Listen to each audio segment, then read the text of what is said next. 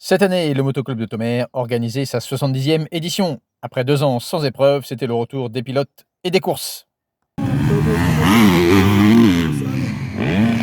Deuxième épreuve du week-end, le MX2 avec le trophée de Pucet. En raison d'un petit problème technique, nous n'avons pas réussi à avoir Vincent Marguerite en ligne, mais il nous a confié quelques mots. La journée était top, l'organisation, le public, le plateau pilote et les conditions météo ont vraiment rendu cette journée excellente. C'était un plaisir de faire cette course, d'autant plus qu'il avait roulé la veille, et pouvoir encore gagner le lendemain, ça a été un beau challenge.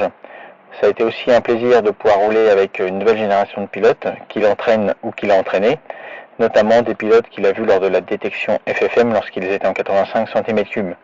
C'est vraiment une fierté pour lui de pouvoir rivaliser encore avec eux.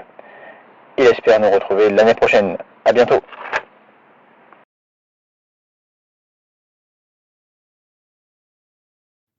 Le deuxième, c'était Eddie Fleury. Le pilote Kawasaki s'est classé 3 fois dans le top 3 avec des places de 3, 2, 2.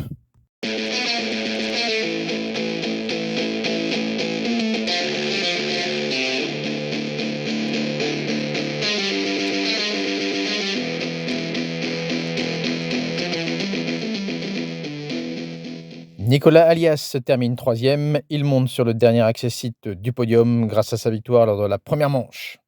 Le 4e, c'est Mickaël Brédier et on l'écoute.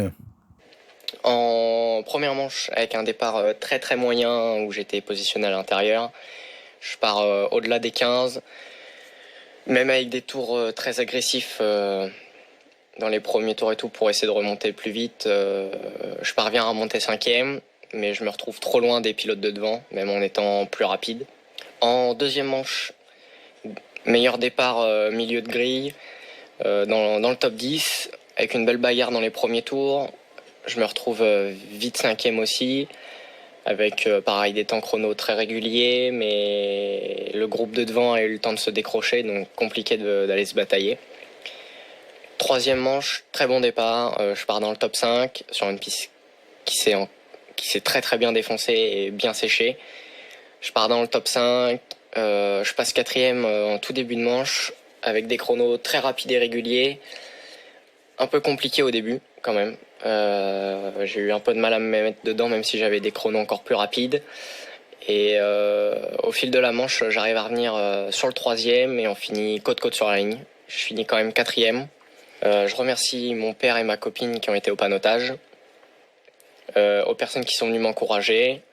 Je remercie aussi Sébastien Sago et Mix Pilotage, mon coach, avec toute son équipe, et Almax Moto et toute leur équipe aussi, de leur aide qu'ils me fournissent.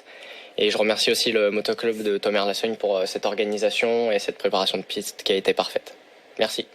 Enfin, dernier pilote de ce top 5, Ryan Michigan, on l'écoute. Bonjour à tous et à tous. Donc voilà, petit résumé de ma course à Tonnerre-la-Sogne. Alors en ce qui était pour les chronos, un peu compliqué avec mon frein qui reste bloqué. Du coup impossible de faire un tour chrono.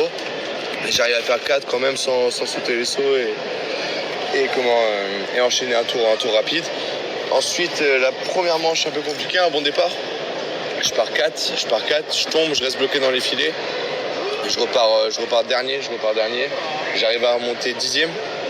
Et ensuite en ce qui est de la deuxième manche, où je pars pas trop mal, je cale et j'arrive à remonter 4e, juste derrière le 3e. Et la dernière manche, un peu compliquée, j'étais 3. J'étais 3 en bataille avec le deuxième. Après on passe premier et deuxième, j'étais deuxième.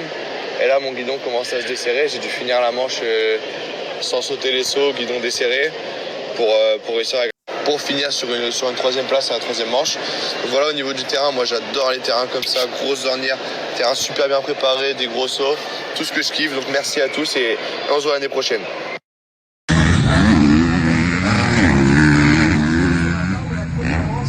Merci au public d'être venu si nombreux et à l'année prochaine, en 2023.